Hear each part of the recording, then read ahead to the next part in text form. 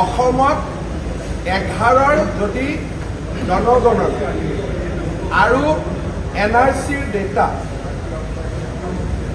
এইটোক যদি আপুনি ষ্টেটিষ্টিকেল প্ৰজেকশ্যন কৰে তেতিয়াহ'লে 41 চনত মুছলিম আৰু হিন্দুৰ জনসংখ্যা প্ৰায় সমান হ'ব আৰু 51 চনত অসম মুছলিম মেজৰিটি দেশ হ'ব।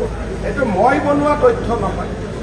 2011ৰ চেঞ্চাছ পৰৱৰ্তী সময়ত NRCত আবেদন কৰা লোকৰ হিন্দু মুছলমান ৰিলিজিয়াছ ডিভিজন এই দুটাক যদি আমি ষ্টেটিষ্টিকেল প্ৰজেকশ্যন কৰোঁ তেতিয়াহ'লে সেই ৰিজাল্টটো আমি পাওঁ।